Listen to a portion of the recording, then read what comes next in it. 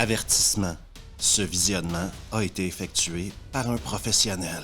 C'est la première fois à revue qu'il y aura un film en VO, en anglais quoi. C'est pour vous dire le niveau du film. Parce qu'ici, on est dans du nanar olympique, ok? Un film qui va mettre tes sens en alerte. Aujourd'hui, ce film, c'est le rêve d'un homme, John the Heart, qui a écrit, réalisé, fait la musique, produit un des plus grands nanars de l'histoire des nanars. Aujourd'hui, à Vendredi Nanar, de 1993, Champagne and Bullets. Et ça commence maintenant.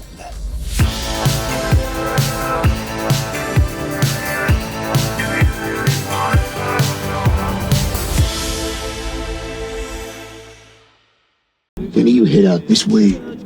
Bodie, you take the right side. Le film commence par trois flics qui préparent une descente chez des clodos. Il y a bien sûr John the Heart qui joue Rick, mais je vais l'appeler John tout le long du film. Il y a également Huck qui fera face à l'alcoolisme plus tard dans le film. Et Normad, pas Normand, Normad, qui deviendra un jour chef d'un culte sataniste. Normad va oublier de couvrir Huck et Huck va se faire tirer dessus. Travail d'équipe, c'est jamais facile. What's your problem, Normad? You almost got Huck killed.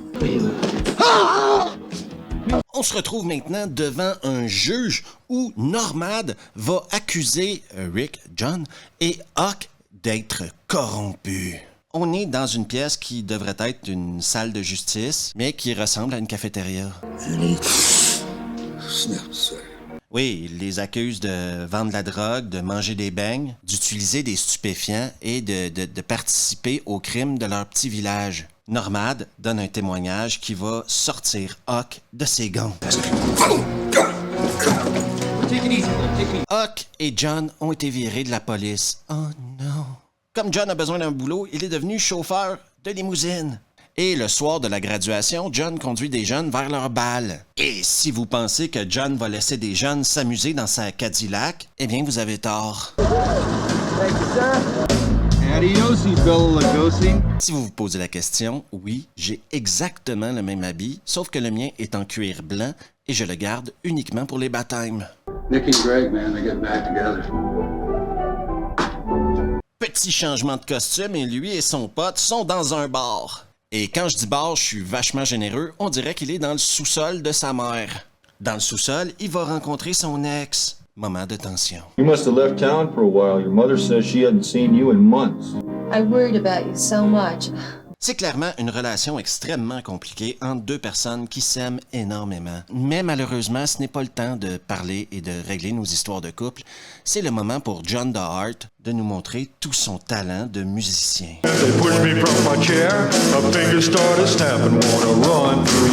Du charisme et une présence sur scène comme vous en avez rarement vu.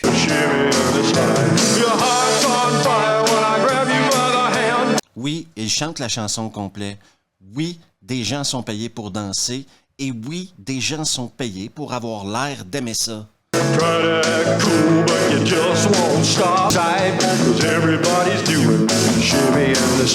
Et après avoir chanté cette incroyable chanson, c'est maintenant l'heure d'un striptease. En passant, quoi de mieux que de regarder une fille se foutre à poil avec ton ex?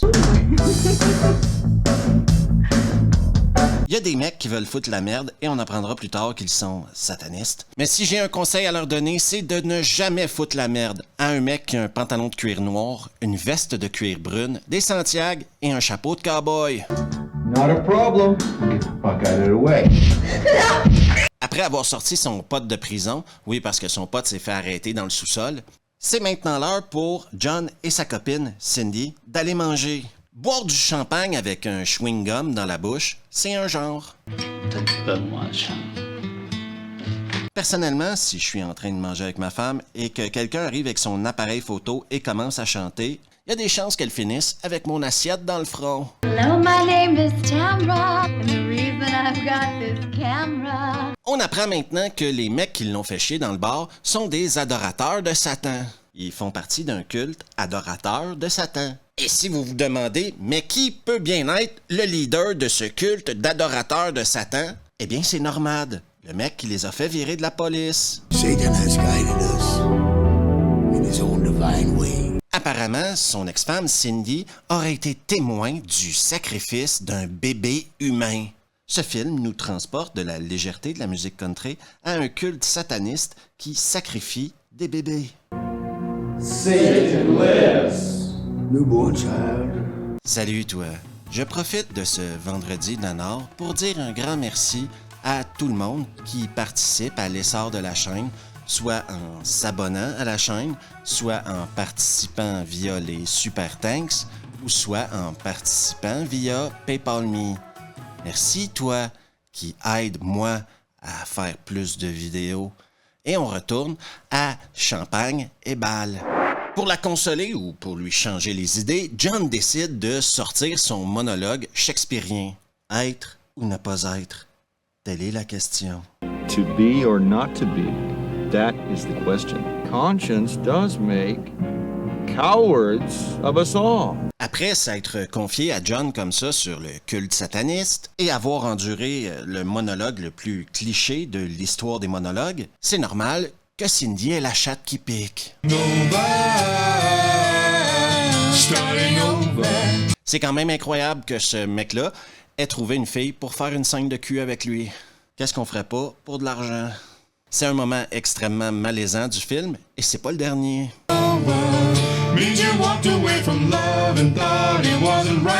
Je vous demande de porter attention à la musique également. Le lendemain, toujours dans le bar du sous-sol, son pote Huck est sous comme une botte. Et en passant, je suis pas certain que ce soit du jeu d'acteur, ça. Je pense juste que le mec s'est dit « Qu'est-ce que je fous dans ce film-là? » Don't worry, I'll be fine.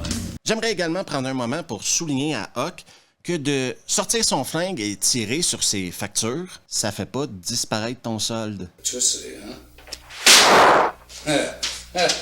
Le film maintenant est vraiment focus sur Huck et son alcoolisme. On a le droit à une scène entre lui et son ex-femme. Sans vouloir être méchant, je trouve qu'elle est vachement méchante. Oui, parce qu'elle va lui montrer ses nibards et lui dire « Toi, t'as jamais su quoi faire avec mes nibards. » You remember these? You don't know how to treat them either!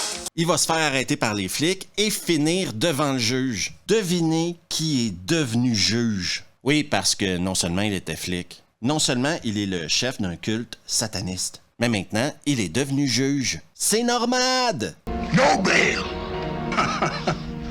Huck va finir en prison et démoli par la vie, humilié par son ex-femme, trahi par la justice. Il va faire une tentative de suicide avec l'eau de la serpillière. Hey, what are you doing, man? Hey, guards! Ça, je vous avoue, c'était la première fois que je voyais ça dans un film. Huck va donc finir à l'asile et rencontrer une nonne. C'est important que vous vous souveniez de la nonne. Elle revient plus tard dans le film. I'm Sister Mary Rebecca. Came by to see if there's anything you'd like to talk about. On tombe maintenant dans un moment musical du film. Oui, on aura le droit à 2 chansons de suite. Coucher de soleil oblige. John, Cindy, un amour passionnel. Oreilles sensibles, s'abstenir. Un autre moment musical, cette fois-ci dans le bain. Et on a le droit encore une fois à du très haut niveau de qualité musicale.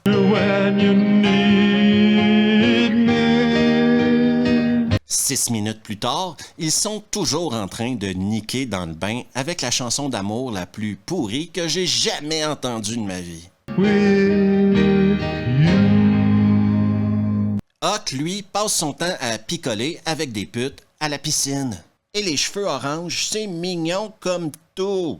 Take off your clothes, leave your clothes on, get in the pool, man. Look, this is what's happening. Avec 20 minutes à faire au film, John et Cindy uniront leur destinée via le mariage. Spéciale dédicace à la chemise de John. Et même si on a déjà eu 2 scènes de cul, c'est quand même la nuit de noces. Donc une 3e scène de cul et encore une fois, énorme malaise. Now I'm gonna show you what kind of girl you really married. Ça faisait longtemps qu'on n'avait pas entendu parler des satanistes. Et avec 10 minutes à faire dans le film, John et Cindy vont aller se balader en Kawasaki. Les satanistes vont les attaquer et tuer Cindy. We got her. Come on, let's get out of here. Je ne comprendrai jamais pourquoi John DeHart n'a pas été oscarisé pour sa performance dans ce film. On a maintenant le droit à un entraînement pré-confrontation finale. I'll get even for you, Cindy. I promise I'll get even. Confrontation finale commence. On a le droit à un homme et ses flèches fluo.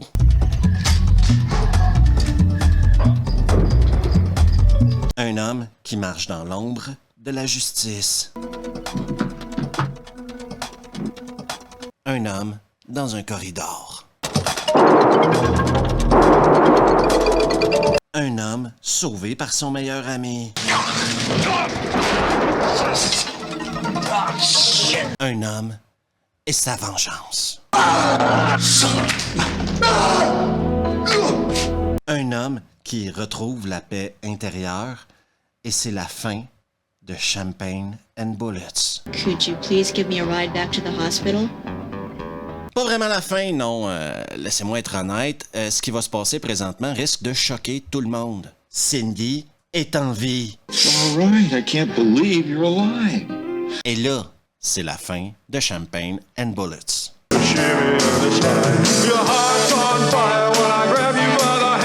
Il y a des raisons pourquoi j'ai choisi que Champagne and Bullets soit le premier film que je fais en VO sur la chaîne.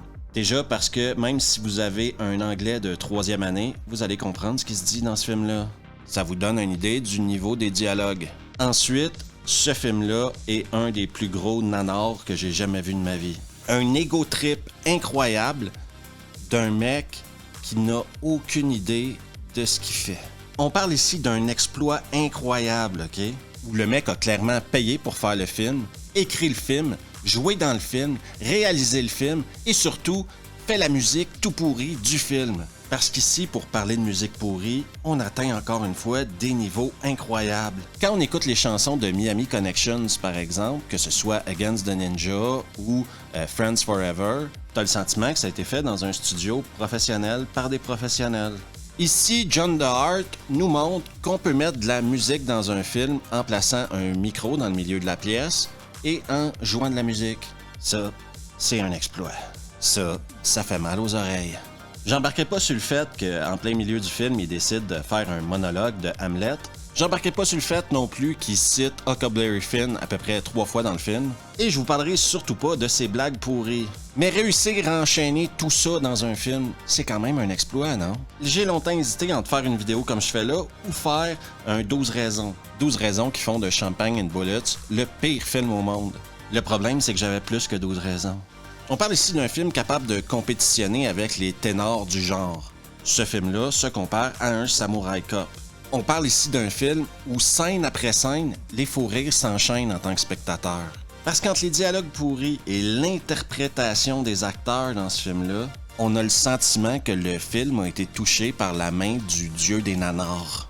J'ajouterais à ça une fin totalement ridicule et je me poserai toujours la question, pourquoi est-ce qu'on a mis des satanistes dans ce film-là? À quoi ça sert au juste les satanistes? Parce que le mec, en plus d'être sataniste, oubliez pas qu'il est juge et qu'avant ça, il était flic.